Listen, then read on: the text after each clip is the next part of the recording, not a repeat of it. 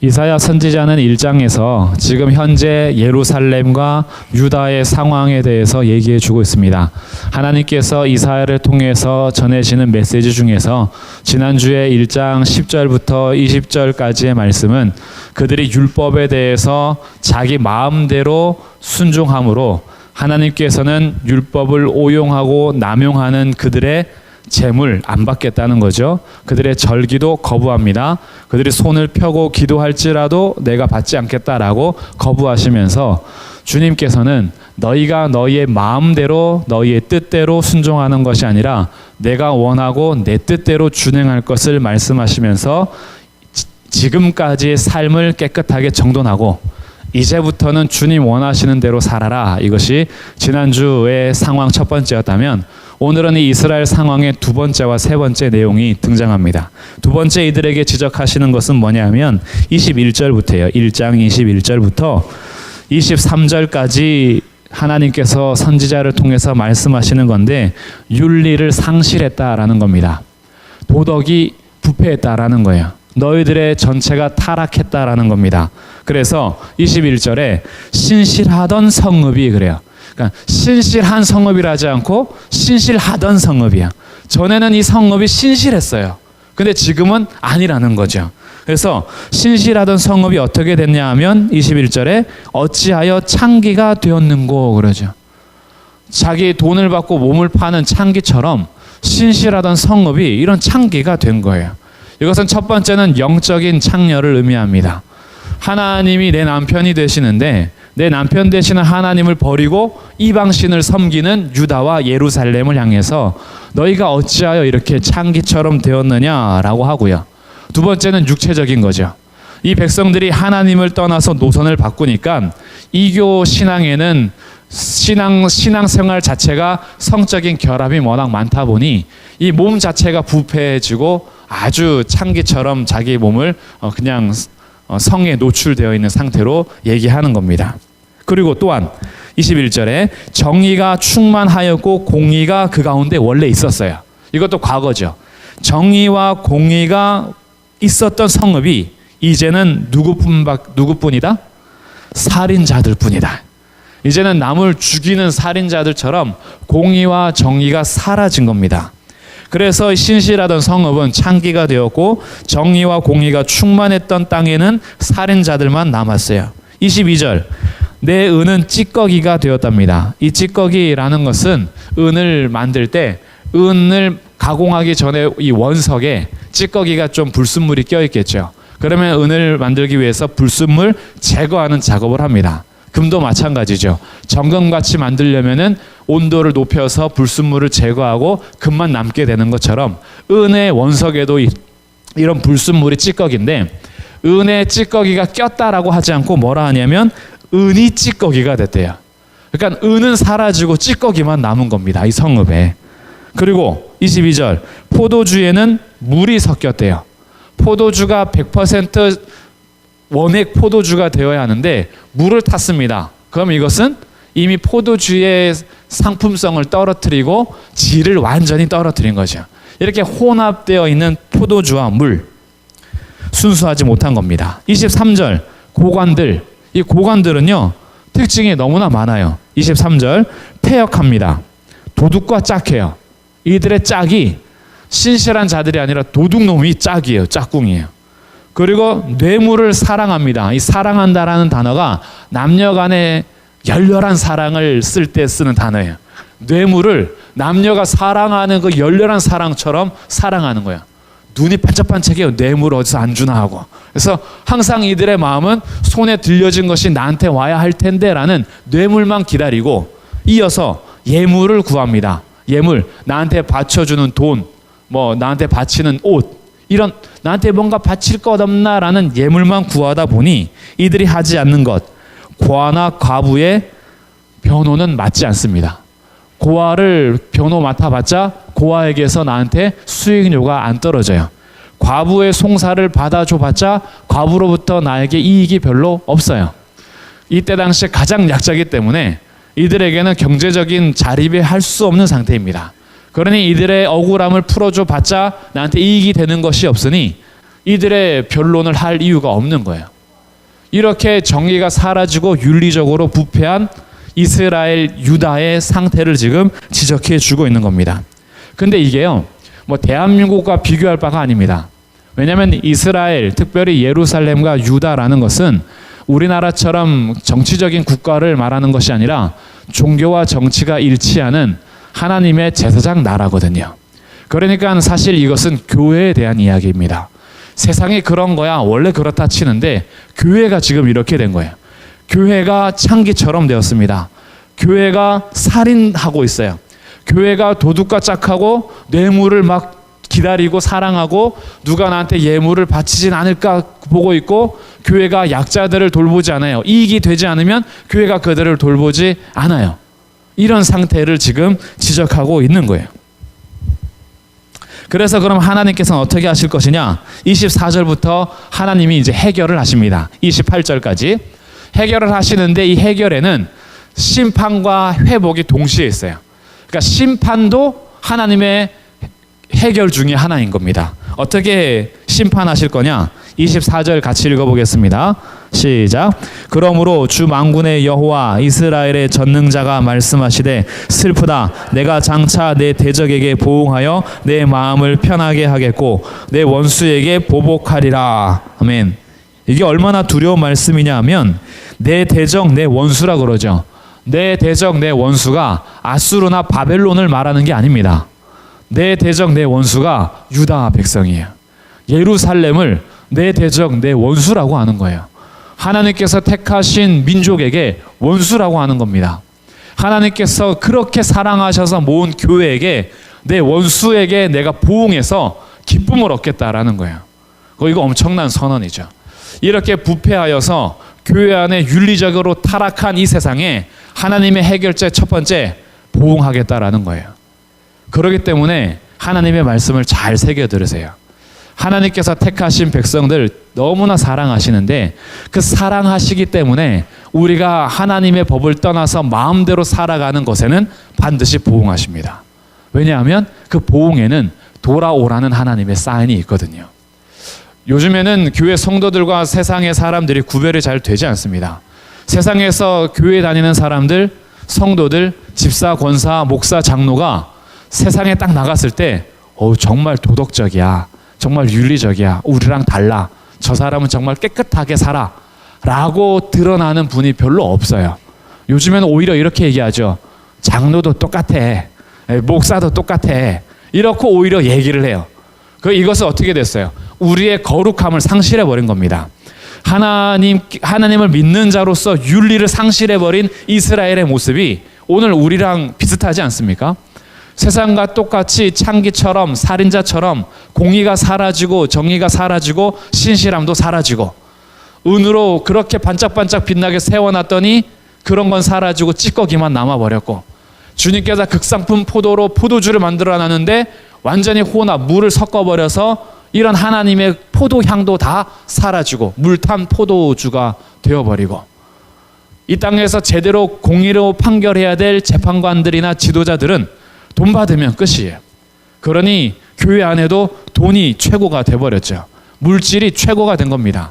세상에서 최고가 교회에서도 최고가 돼버린 거죠.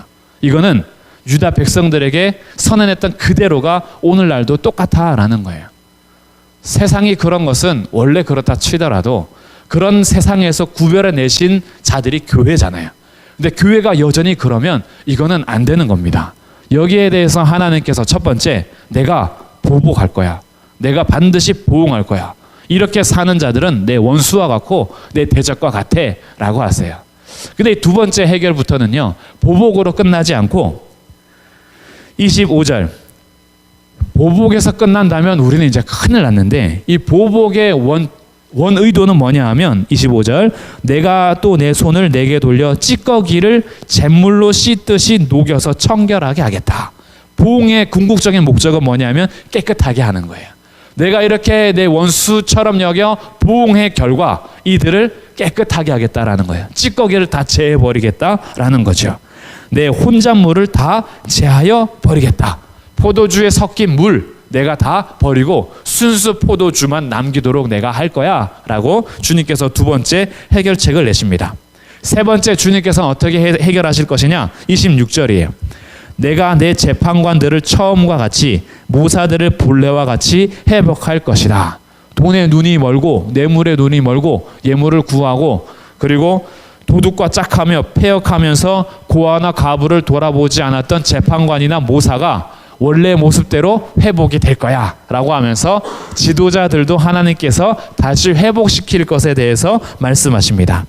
이렇게 세 가지 해결책을 낸 다음에 26절, 그리한 후에야 내가 의의 성읍 신실한 고울이라고 다시 불리겠다라는 거죠. 할렐루야.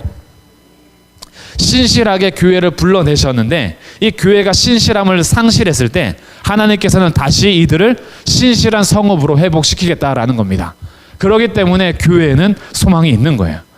우리들에게는 패역함이 있고 여전히 우리들에게는 신실함이 사라졌으나 하나님 이거 그대로 놔두지 않겠다라는 겁니다. 하나님께서는 다시 교회의 영광을 회복시키실 것입니다. 이런 회복하는 주님의 영광이 오늘 저와 여러분에게 있기를 주님의 이름으로 축복합니다.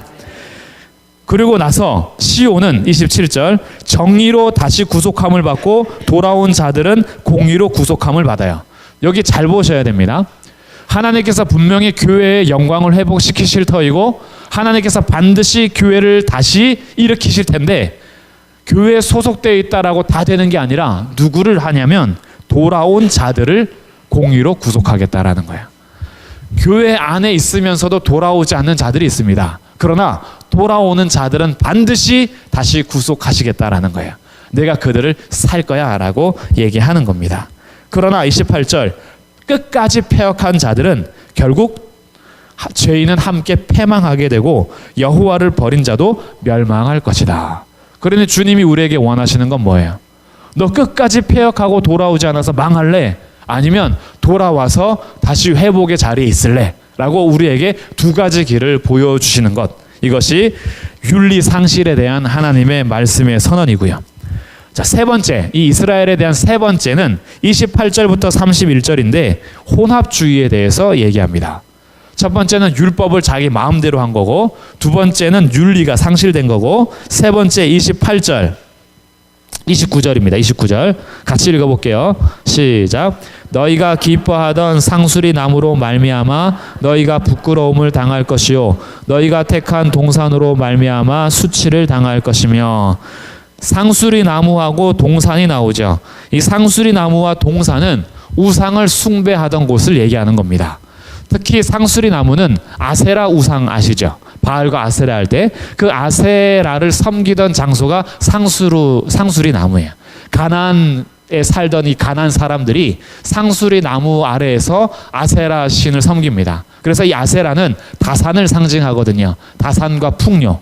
그래서 매년마다 풍요를 기원하는 기원제를 드리는데 지금 교회로 택함받은 유다 백성들도 상수리 나무에 가서 그 풍요에 대한 기원제를 드리면서 아세라를 섬기고 있는 거예요. 그러면 이들이 아세라만 섬기느냐? 그렇지 않죠. 이들은 하나님께도 예배를 드려요. 마당만 밟아서 그럴 뿐이지 그들은 분명히 하나님께도 예배하러 오는데 그 성전을 떠나가서는 상수리 나무 아래에서 아세라도 섬겨요. 그리고 동산이 있습니다. 이 동산에는 어떤 신들이 있는지 동산 위에다가 신들을 모시면서 신전을 꾸며서 섬기던 모습을 얘기하는 거예요. 이 산이라는 것은요, 꼭 이 귀신에 대한 숭배가 우리나라에도 있잖아요. 그래서 아주 용하신 분들은 높은 산에 가십니다. 높은 산 아니면 깊은 산. 그래서 용한 분을 만나려면 차가 잘 다니지 않는 곳에 계세요. 그래서 거기까지 고생해서 가서 용한 분을 만나죠. 근데 이스라엘에게도 이 산의 꼭대기 아니면 깊은 산, 저기 이런 산들에 항상 신전을 차려놓고 우상을 섬기는 데가 많았어요. 근데 이스라엘 백성들도 하나님만 예배하지 않고 이 동산들을 택해놓고 다녔다라는 겁니다. 그래서 혼합주의라고 하는 거예요. 하나님도 섬기고 다른 우상도 섬기고 두 가지 다 섬겨요. 될 수 있으면 많이 섬길수록 좋아요. 그래서 하나님이 안 들어주면 이 신이 들어주면 되고 이 신이 들어주면 저 신이 들어주면 돼요. 그러니까 나는 마음이 평안해요. 하나님이 날 거절해도 괜찮아. 난 기도하는 신이 또 있거든요. 그러니까 이것이 혼합주의예요. 그러다 보니까 하나님께서는 어떻게 하시느냐? 30절 현실을 말해주십니다. 너희는 잎사귀 마른 상수리 나무 같을 것이요. 상수리 나무 아래에서 풍요 기원제를 드렸잖아요. 근데 잎사귀가 말랐다는 건 뭐예요? 풍요롭지 않다라는 겁니다. 그래서 29절에서 부끄러움을 당할 거라는 거예요. 수치를 당할 거라는 겁니다. 너희가 아무리 그 우상을 섬기고 이방신에게 제사를 하고 기도를 해도 결국은 잎사귀 마른 상수리 나무처럼 물 없는 동산처럼 될 거야. 동산에 물이 없는 건 뭐예요? 생수가 끊어진 겁니다. 황폐한 동산이 되었다라는 거예요. 그래서 이것은 결국 너희가 혼합주의, 하나님도 섬기고 우상도 섬기면 너희들이 황폐하게 될 거야 라고 말해 주시는 거예요. 31절 강한 자는 사모라기 같고, 강하다, 이 강한 어떤 힘이 사모라기, 금방 끊어져 버리고 특별히 불에는 약한 것. 그래서 그의 행위가 불티 같아서 함께 탈 것이다 그래요. 사모라기 금방 타버리는 것처럼. 그런데 맨 끝에 31절 끌 사람이 없다라는 거예요. 불 타고 있는데 이 불을 끌 사람이 없어요. 뭐예요? 결국 멸망한다라는 겁니다. 혼합주의의 신앙, 하나님도 섬기고 세상도 섬겨서 양다리 걸치는 사람, 오히려 자기 입장에서는 둘 중에 한 명만 들어주면 괜찮아라고 위로를 받았지만 결과는 불타버릴 텐데 끌 사람도 없는 거예요. 혹시 양다리 걸치고 있는 분이 있다면 빨리 하나는 포기하십시오. 둘 중에 하나는 포기해야 되는데 될 수 있으면 주님을 포기하지 말고 하나님을 붙드셔야 돼요. 근데 우리들은요, 종교성이 워낙 많다 보니까 하나님도 섬기고 다른 것도 섬기는 게 너무 많아요. 그러면서 많이 섬길수록 자꾸 평안을 누리려고 하는데 결과는 잎사귀가 마른 상수리 나무 가치처럼 되고 물 없는 동산처럼 되고, 강한 것이 사실은 부자에 쓰는 단어입니다. 부자가 그 부를 다 날려버린다라는 거예요. 불에 타버려서. 근데 이 부유함이 다 날아가는데 끌 사람도 없어요. 자기가 의지했던 부가 완전히 상실되는 거죠. 그러니 양다리 걸치는 결과는 이러니 그러지 말라는 거예요. 이것이 예루살렘의 현실을 선언해주는 이사야의 메시지인 겁니다. 근데 이런 메시지를 읽고 듣다 보면 이것이 먼 옛날 이사야 시대만이 아니라는 것은 우리 같이 공감하고 있어요. 오늘날도 그렇잖아요. 오늘날도 우리들이 윤리를 상실하고 있고 혼합주의 신앙이 은근히 많이 있어요. 하나님도 섬기지만 돈도 섬겨야 되고, 하나님도 섬기지만 권력도 섬겨야 되고, 하나님도 섬기지만 세상에서 붙들 것도 많아요. 그러다 보니 온전히 내 마음을, 온 마음을 다 하나님 앞에 드릴 수가 없어요. 50%만 드려야 돼요. 나머지 50%는 또 다른 것을 내가 잡아야 되거든요. 그러면서 우리의 신앙이 온 마음 다하여, 온 힘을 다하여, 온 정성을 다하여, 온 뜻을 다하여 하나님을 사랑할 수가 없어요. 그냥 이렇게 걸쳐 놓는 거죠. 여기에 대해서 이사야가 오늘도 살아있는 하나님의 말씀으로 우리에게 전해지고 있는 겁니다. 그러면서 하나님께서 소망 없는 이 땅 가운데 진짜 소망을 다시 주세요.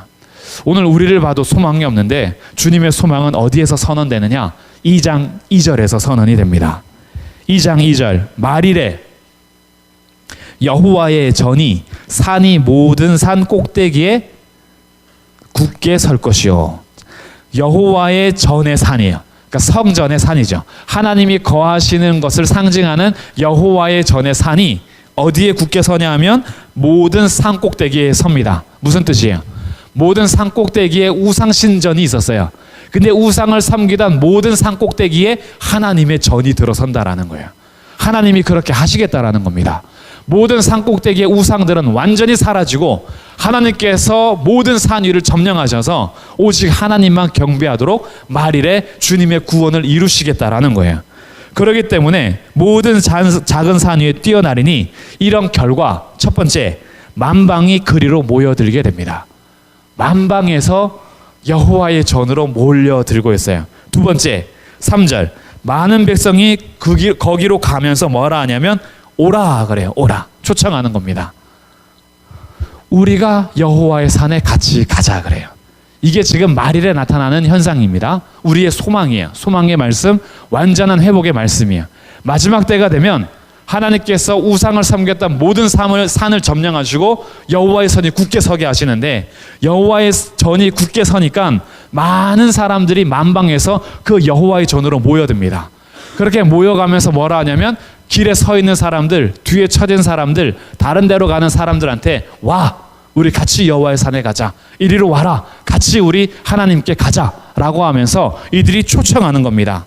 그러면서 이들이 여호와의 산으로 가는 이유는 거기 멋있는 사람이 있어서도 아니고, 거기 가면은 밥을 맛있게 주기 때문도 아니고, 거기 가면은 뭔가 나한테 돈을 주거나 권력을 주기 때문이 아니라 거기를 찾아가는 이유는 단 하나예요.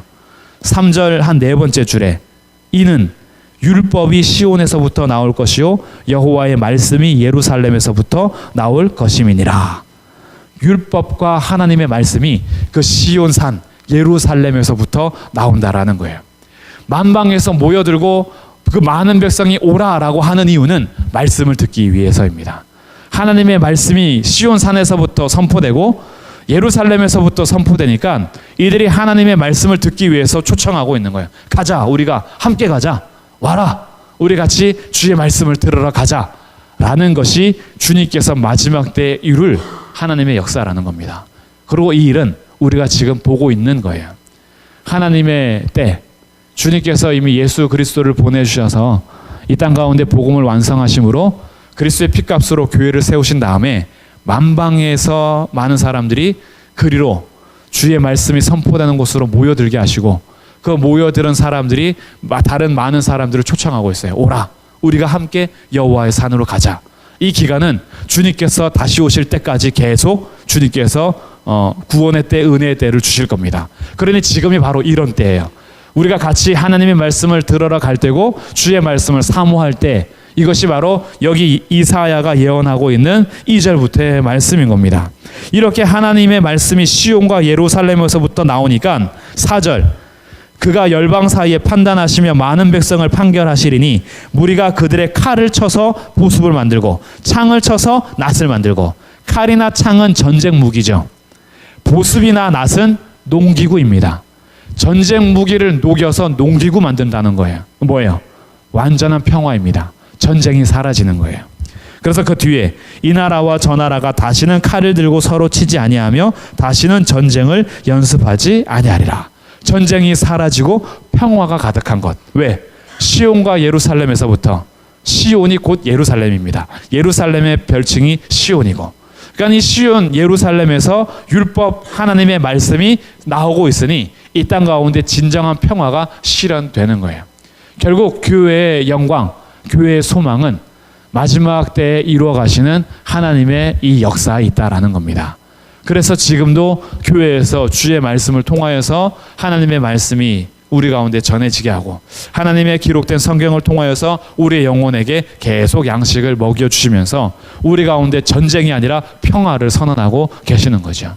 그래서 첫 번째 오라는 주의 말씀을 들으러 오라입니다. 두 번째 오라가 나타나요. 5절. 이렇게 주의 말씀이 선포가 되고 주의 말씀이 들리니 두 번째 오라가 선포가 되는데, 야곱 족속아 오라, 우리가 여호와의 빛에 행하자 그래요. 자, 두 번째 오라는 뭐예요? 말씀을 들으러 오라가 아니라 빛 가운데 행하자. 뭐예요? 말씀 듣는 대로 우리가 살자 이거죠. 하나님의 말씀이 들려진 대로 행하자. 주님께서 우리를 구별하신 빛 가운데 행하자. 그러니 말씀에 따라서 살자라는 것으로 초청하고 있는 겁니다. 주님께서는 이 일을 이루시는 거예요. 그래서 이렇게 유다가 썩어가고 있고 예루살렘이 이렇게 황폐함에도 불구하고 이사야는 여전히 하나님께서 이루실 구원의 메시지를 선언하고 있습니다. 그리고 이런 것이 나타나는 현상으로 주님께서 이루시는 그날에 오라가 두 번이 등장하는데, 첫 번째 오라라는 것은 함께 여호와의 전으로 가서 말씀 듣자고, 두 번째 오라라는 것은 들은 말씀을 따라서 빛 가운데 행하자라고 하면서 자기의 삶을 같이 말씀대로 살 것에 대해서 초청하고 있는 겁니다. 이것이 주님의 복음을 따라서 이루어 가시는 하나님의 영광의 회복이에요. 오늘 우리 교회에 이 두 가지 오라라는 초청이 있어야 합니다. 첫 번째는 말씀을 들으러 오라라는 거예요. 두 번째는 우리 같이 들려진 말씀대로 살러 가자라는 오라입니다. 첫 번째, 듣기만 하고 빛 가운데 행하는 삶이 없어도 문제고, 들려지지 않으면 빛 가운데 살 수도 없고, 그러니 첫 번째, 두 번째 오라는 같이 이루어져야 하는데, 오늘 이 이사야 말씀을 통해서 우리가 우리의 현실이 윤리를 상실하고 혼합주의가 있더라도 이미 이 땅 가운데 복음을 완성하신 예수 그리스도 안에서 다시 주님께서 신실하게 세우시는 시온에서 하나님의 말씀을 들으러 같이 모이고 하나님의 말씀을 행하기 위해서 같이 모이고 흩어지고 서로를 초대하고 초청하면서 첫 번째 오라, 두 번째 오라가 우리의 삶 속에서 계속 선포가 되고 초대가 되기를 주님의 이름으로 축복합니다. 그래서 서로 끌어주는 거예요. 누가 요즘에 좀 지쳐 있습니까? 오히려 좀 뒤에 빠져 있습니까? 가서 첫 번째 초청을 하세요. 우리의 구원이 어디서 나오느냐? 우리의 윤리에서 구원이 있겠느냐? 우리가 의지하는 다른 신들에게, 권력에게, 돈에게, 사람에게 무슨 구원이 있겠느냐? 우리의 구원은 오직 시온에 있지 않냐? 시온에서부터 선포되는 하나님의 말씀이 육신이 되어 이 땅 가운데 오신 예수 그리스도, 그분께 우리의 구원이 있고 그분께 우리의 소망이 있는데 같이 가자. 와라. 주의 말씀으로 가자. 여호와의 전으로 우리 같이 가자라는 오라라는 초청이 서로를 돌아보면서 계속해서 선포가 되고요. 두 번째, 주의 말씀을 듣는 성도들은요, 우리 이제 들은 말씀대로 순종하자. 우리 듣기로만 끝내지 말고 배우는 것으로만 그치지 말고 우리 빛 가운데 살자. 그래서 잃었던 윤리를 회복하고 부패되었던 우리의 도덕성을 다시 한번 살려서 도덕성도 회복하고 하나님 외에 의지했던 것들을 다 버리고 오직 하나님만 의지하면서 빛 가운데 행하러 우리 같이 가자. 이런 오라라는 초대가 우리 서로에게 있어서 주의 말씀을 듣는 자리와 주의 말씀을 행하는 자리에 우리가 서로를 끌어줄 수 있는 성도들이 되어서 주님께서 우리의 교회를 보실 때, 야, 정말 서로가 부족하고 연약하지만 그렇게 말씀으로 끌어주고 말씀 가운데 살려고 하니 내가 너무 기쁘다라고 해서 정말 더운 여름에 냉수로 주의 내 마음을 시원하게 하는 교회가 우리 교회 되기를 주님의 이름으로 축복합니다. 그래서 오늘 이 말씀을 붙들고 우리 한 4가지 기도 제목으로 기도할 거예요. 우리 이 시간 기도할 때요, 사실은 우리 여기 이제는 방음이 안